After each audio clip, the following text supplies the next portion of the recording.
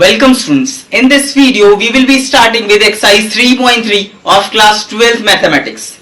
Class 12th mathematics के exercise 3.3 के questions इस वीडियो में हम सॉल्व करने वाले हैं. ये क्वेश्चंस किस टॉपिक पे रिलेटेड हैं? ये हमारे सारे question transpose of matrix, symmetric matrix, skew symmetric matrix and properties of symmetric and skew symmetric matrix, इन सब चीजों पर ये पूरा वीडियो डिपेंड करेगा. ये पूरा वीडियो इन सब टॉपिक्स पर बना हुआ है. तो सबसे पहले हम एक्सरसाइज 3.3 का फर्स्ट क्वेश्चन देखते हैं. क्या करना है? एक्सरसाइज 3.3 क्वेश्चन नंबर 1 क्या कह रहा है? Find transpose of each of the following matrix. तो क्वेश्चन नंबर 1 में हमें ट्रांसपोज निकालना है, जो एक बहुत सिंपल सा टास्क होता है. पहला क्वेश्चन, पहला पार्ट दे रखा है हमें 5 1/2 एंड -1. सेकेंड पार्ट इसमें दे रखा है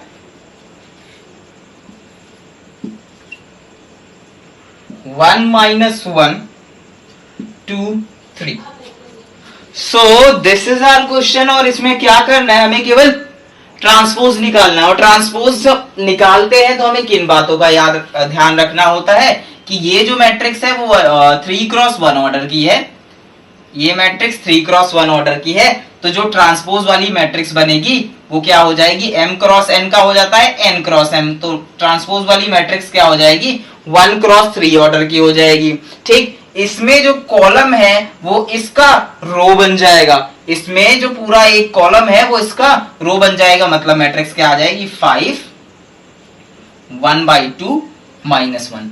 बस इसके अलावा हमें ट्रांसपोज में कुछ नहीं करना होता. ये हमारी मैट्रिक्स है, ये उसका ट्रांसपोज है. नेक्स्ट करते हैं. ये 2×2 ऑर्डर का मैट्रिक्स है. इसका जो ट्रांसपोज होगा वो भी 2×2 ऑर्डर का होगा. ठीक है. उसके बाद ये जो कॉलम है वो इसका पहला रो बन गया 1,2. ये जो कॉलम है वो उसका पहला दूसरी रो बन गई. ठीक, तो 1,2 आ गया. बस इतना सा करना था पहले क्वेश्चन में. हमारा क्वेश्चन नंबर 2 है. In this question we have two matrix. Matrix A which is -1 2 3 5 7 9 -2 1 1 and B matrix -4 1 5 1 2 0 and 1 3 1. हमें करना क्या है? हमें प्रूफ करना है दैट A प्लस B का ट्रांसपोज, A प्लस B का transpose is equal to A transpose plus B transpose.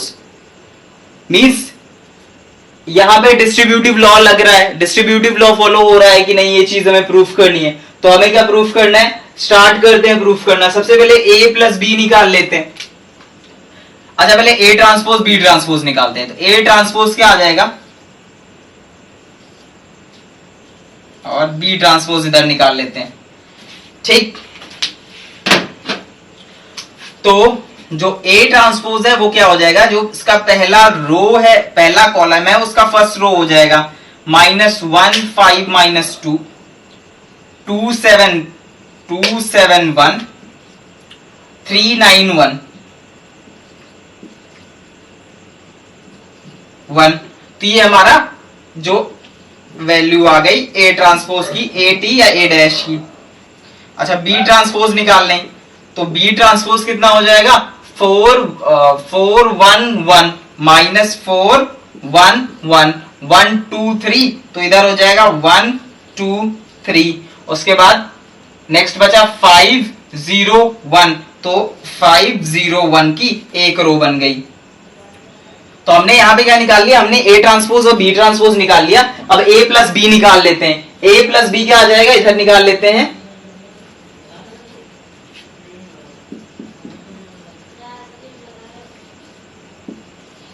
A plus B -1 -4 minus का 5 आ गया. 2 एंड 1 को प्लस किया 3 आ गया. और 3 और 5 को प्लस किया 8 आ गया. 5 और 1 को प्लस किया 6 आ गया. 7 और 2 को प्लस किया 9. 9 + 0 9. 2 -2 प्लस का 1 आया -1. 1 + 3 आया 4 और 1 + 1 आया 2. तो ये जो है हमारी नई मैट्रिक्स क्या किसकी मैट्रिक्स बन गई? ये मैट्रिक्स हमारी बन गई A प्लस B की. अब इसका ट्रांसपोज निकाल लें.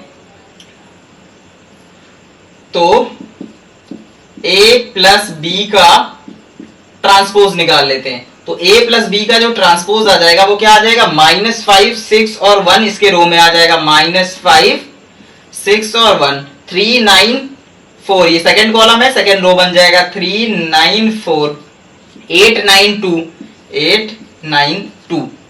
अब क्या करना है, ये हमने निकाल लिया A प्लस बी का ट्रांसपोज। अब यहां पे A ट्रांसपोज B ट्रांसपोज है, इन दोनों को ऐड कर लेते हैं। तो जब A ट्रांसपोज और B ट्रांसपोज को ऐड कर रहे हैं तो क्या है, -1 -4 माइनस का 5 आ गया, 5 प्लस 1 आ गया 6, -2 और 1 आ गया -1, इधर भी ये -1 ही है, ठीक है, यहां पे -1 था ना, तो ये -1 आ गया। उसके बाद 2 और 7 आ गया 2 और 1 आ गया 3, 2 और 7 आ गया 9, और 1 प्लस 3 आ गया 4, और 5 प्लस 3 आ गया 8, और 9 और ये आ गया 2।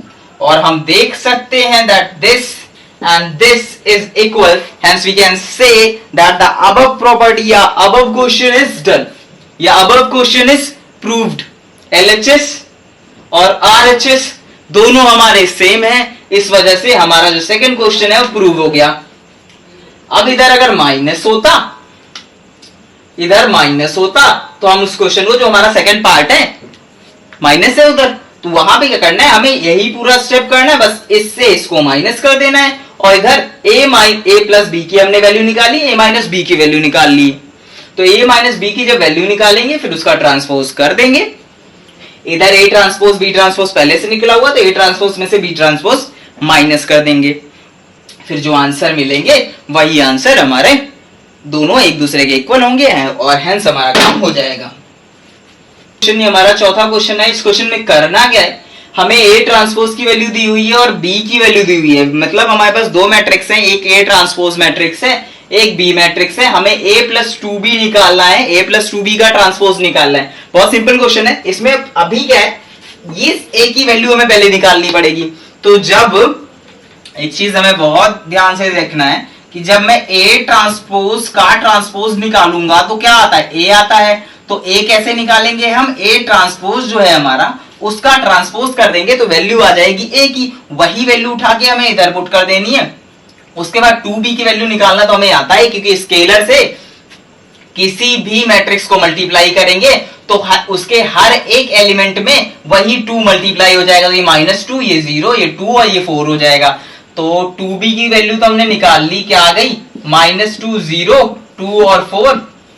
उसके बाद a कैसे निकालेंगे, a भी हमारा निकल आया इधर, a इज इक्वल टू क्या आ गया, -2 और 1 और 3 और 2, तो a भी निकल आया और 2b भी निकल आया। अब हमें क्या करना है, इन दोनों को ऐड कर देना है, तो a प्लस 2b निकालना है, तो a प्लस 2b क्या आ जाएगा, ये a है -2 और 2b क्या है, -2, माइनस का 4 आ गया, 1 0 1 आ गया, 3 2 5 आ गया, और 2 प्लस 4 6 आ गया। ठीक, तो ये हो गया a प्लस 2b। अब a प्लस 2b का ट्रांसपोज निकालना है, तो क्या हो जाएगा, -4 1, तो -4 1 5 और 6, तो ये हो जाएगा 5 और 6। मतलब रो और कॉलम को हमें इंटरचेंज करना होता है जब हम ट्रांसपोज निकाल रहे होते हैं। तो ये हमारा क्वेश्चन नंबर 4 भी हो गया।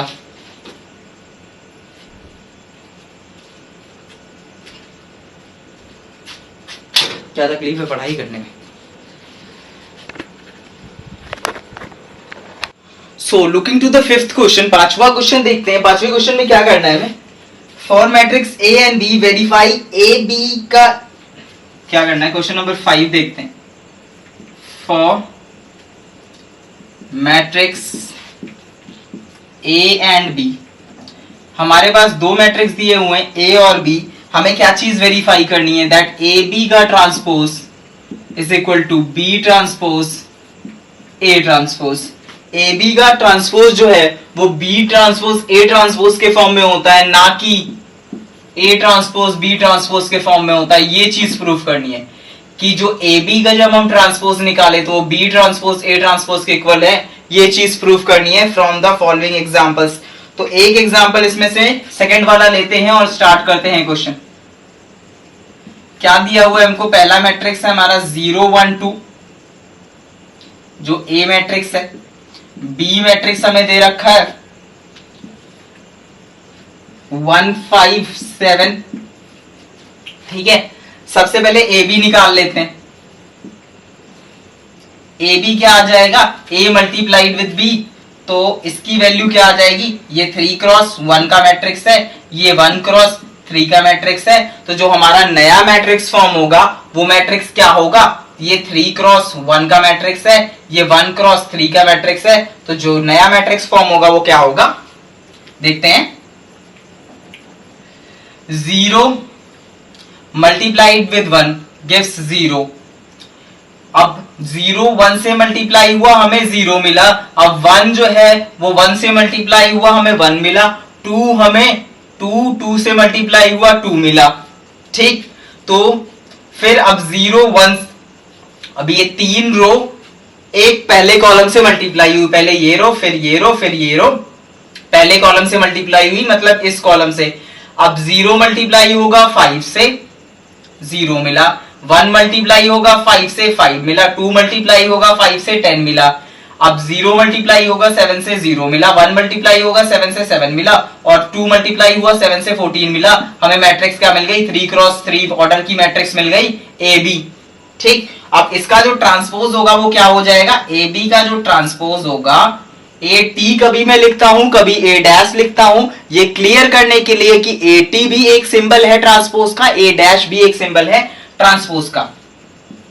तो जो पहला रो है वो इसका पहला कॉलम बन जाएगा, सेकंड रो इसका सेकंड कॉलम बन जाएगा, थर्ड रो इसका थर्ड कॉलम बन जाएगा। और ये हो गया हमारा ट्रांसपोज ऑफ ए बी। अब क्या प्रूफ करना है कि जो हमने ए बी का ट्रांसपोज निकालना है वो क्या बी ट्रांसपोज ए ट्रांसपोज के मल्टीप्लीकेशन के बराबर है कि नहीं। तो बी ट्रांसपोज क्या हो जाएगा, बी ट्रांसपोज हो जाएगा 157। ठीक, ये बी था, 1x3 ऑर्डर का था, अब ये 3x1 ऑर्डर का हो गया। वो किससे मल्टीप्लाई होगा, ए ट्रांसपोज थे, ए ट्रांसपोज 3x1 ऑर्डर का है, अब ये 1x3 ऑर्डर का हो जाएगा। और इसको कैसे रिप्रेजेंट करेंगे, 0 1 2 से। ठीक, तो ये हो गया 1x3 ऑर्डर का। अब इन दोनों को मल्टीप्लाई करते हैं, तो जब मैंने इन दोनों को मल्टीप्लाई किया तो 1 0 से मल्टीप्लाई हुआ, आंसर आया 0। 5 जो है वो 0 से मल्टीप्लाई हुआ, आंसर आया 0। 7 0 से मल्टीप्लाई हुआ, आंसर आया 0। 1 1 से मल्टीप्लाई हुआ, आंसर आया 1। 5 1 से मल्टीप्लाई हुआ, आंसर आया 5। 7 1 से मल्टीप्लाई हुआ, आंसर आया 7। 1 2 से मल्टीप्लाई हुआ, आंसर आया 2।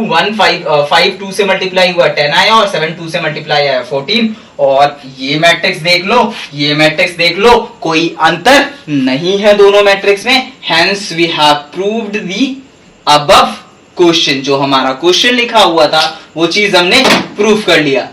अब इससे हमें क्या सीखने को मिला कि जो ए बी का ट्रांसपोज निकालते हैं वो बी ट्रांसपोज ए ट्रांसपोज का प्रोडक्ट होता है, इन दो मैट्रिक्सेस का प्रोडक्ट होता है, ना कि ए ट्रांसपोज बी ट्रांसपोज का प्रोडक्ट होता है। ठीक है, तो जो हमारा 6th क्वेश्चन है उसमें हमारे पास एक मैट्रिक्स दिया हुआ है A is equal to cos alpha sine alpha minus sine alpha cos alpha.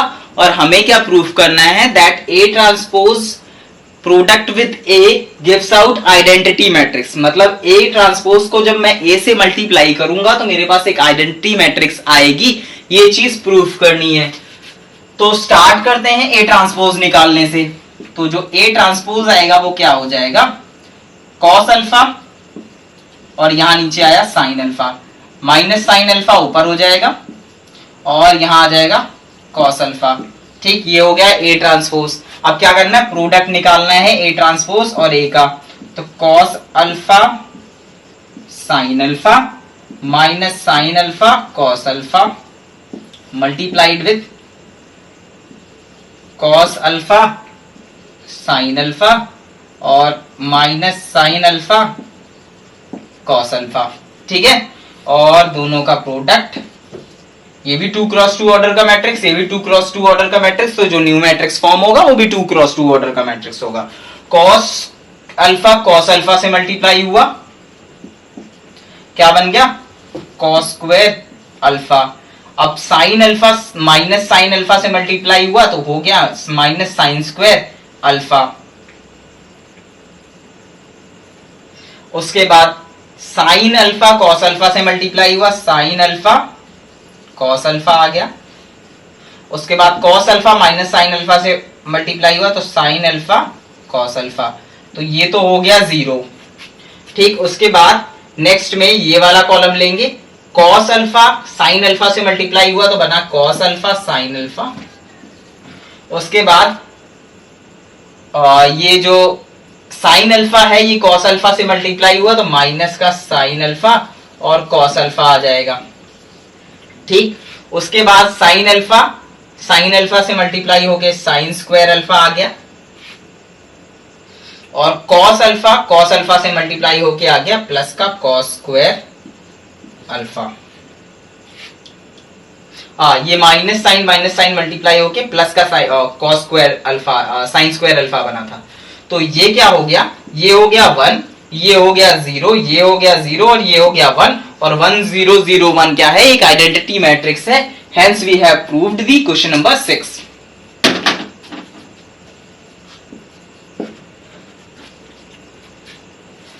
सो ये है हमारा क्वेश्चन नंबर 7। इस क्वेश्चन नंबर 7 में हमारे पास दो मैट्रिक्स हैं। पहला मैट्रिक्स, पहला क्वेश्चन, पहले क्वेश्चन में क्या करना है, हमें शो करना है कि जो हमारा मैट्रिक्स ए दिया हुआ है ये सिमेट्रिक मैट्रिक्स है कि नहीं। और सेकंड क्वेश्चन में हमें क्या प्रूफ करना है, ये जो मैट्रिक्स हमारा बी दिया हुआ है ये मैट्रिक्स क्यू सिमेट्रिक मैट्रिक्स है कि नहीं। तो सबसे पहला वाला करते हैं।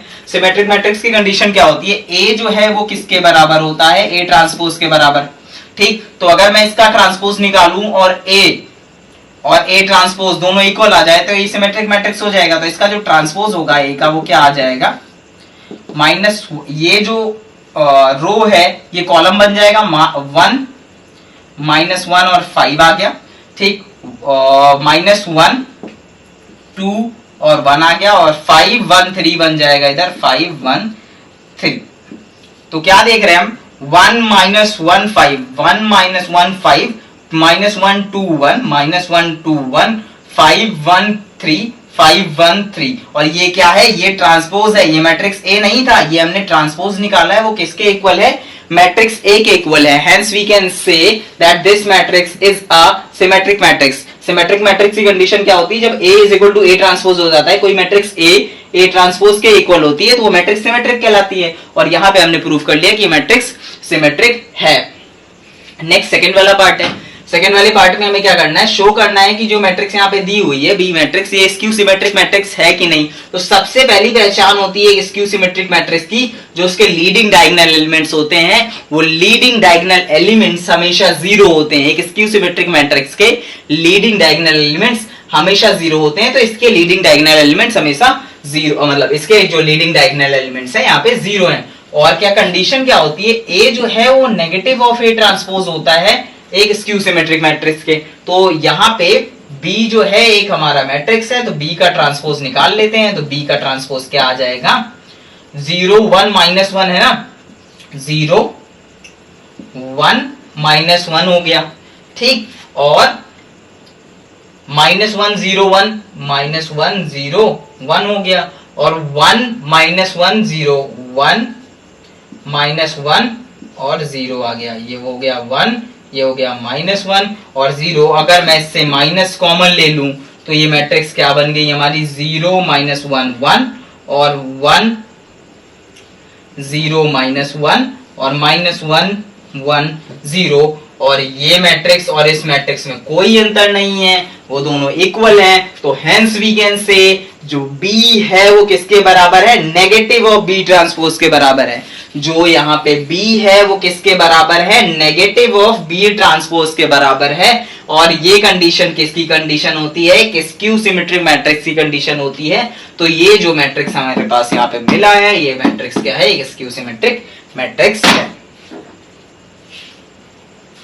हमारा जो क्वेश्चन नंबर 8 है उसमें करना क्या है, हमारे पास एक मैट्रिक्स दी हुई है 1 5 6 7 ए मैट्रिक्स दी हुई है। हमें क्या चीज प्रूफ करनी है, जो हमने प्रॉपर्टीज पढ़ी थी दो, ए प्लस ए ट्रांसपोज जो है वो सिमेट्रिक होता है, A minus A transpose skew symmetric होता है। ये दोनों प्रॉपर्टी हमने पढ़ रखी हैं, तो इन्हीं दोनों प्रॉपर्टीज को शो करना है कि ये प्रॉपर्टीज ट्रू है कि नहीं है। ठीक, तो सबसे पहले क्या निकालते हैं, ए है हमारे पास, ए ट्रांसपोज निकाल लेते हैं। तो ए ट्रांसपोज क्या आ जाएगा 1567 1567 ए ट्रांसपोज आ गया। अब ए प्लस ए ट्रांसपोज निकाल लें, ए प्लस ए ट्रांसपोज। तो ए प्लस ए ट्रांसपोज की वैल्यू क्या आई 1 + 1 2, 5 + 6 11 और 5 + 6 11 और 7 + 7 14, 7 + 7 14। तो अब हमें क्या चेक करना है कि 2 11 11 14 एक स्क्यू सिमेट्रिक मैट्रिक्स है कि नहीं। तो स्क्यू सिमेट्रिक मैट्रिक्स की कंडीशन क्या होती है, A = A transpose.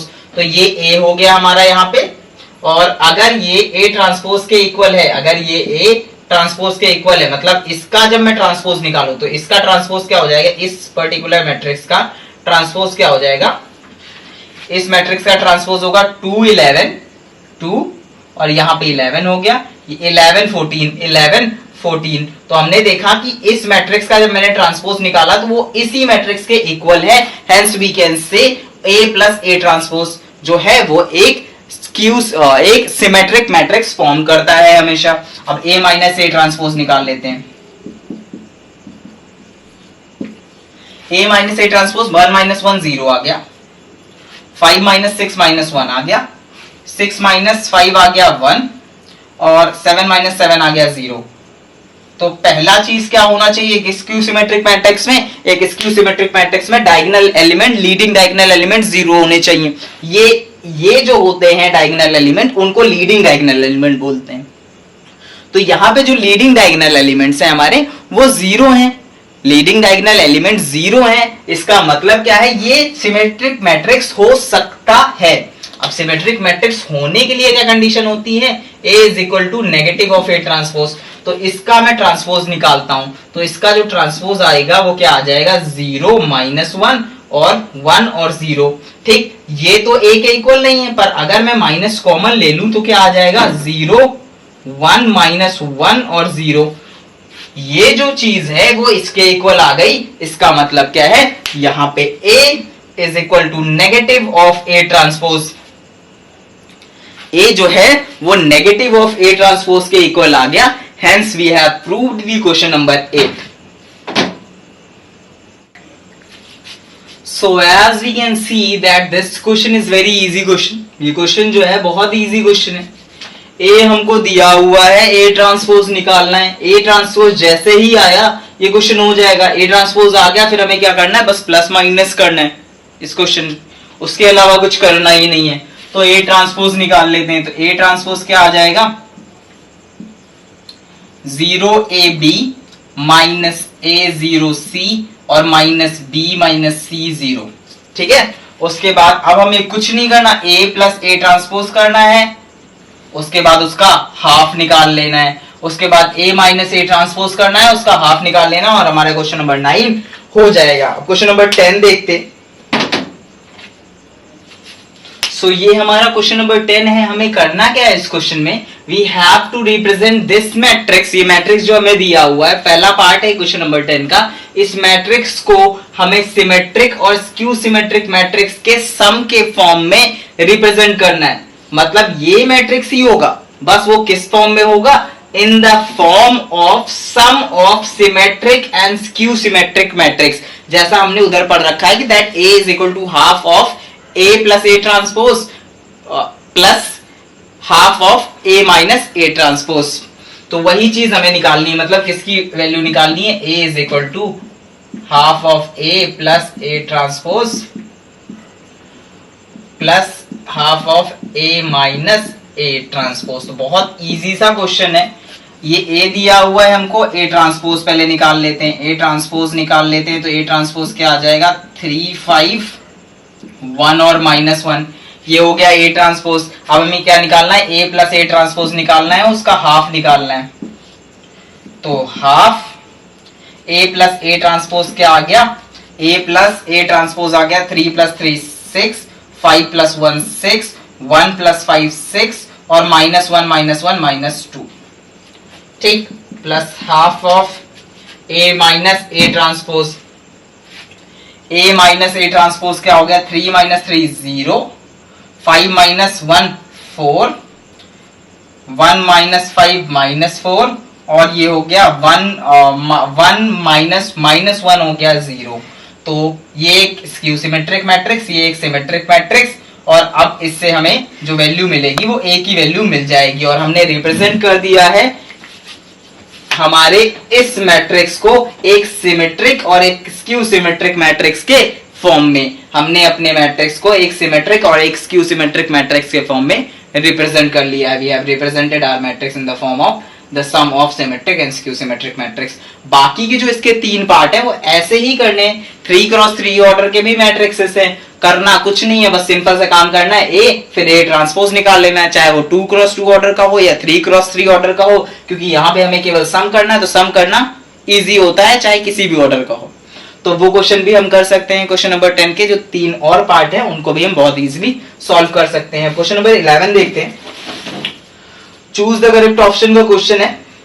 If A and B are symmetric matrix of same order, AB minus BA is a, अगर A और B सिमेट्रिक मैट्रिक्स हैं, A और B सिमेट्रिक मैट्रिक्स हैं सेम ऑर्डर के, तो AB माइनस BA क्या होगा, एक स्क्यू सिमेट्रिक मैट्रिक्स होता है।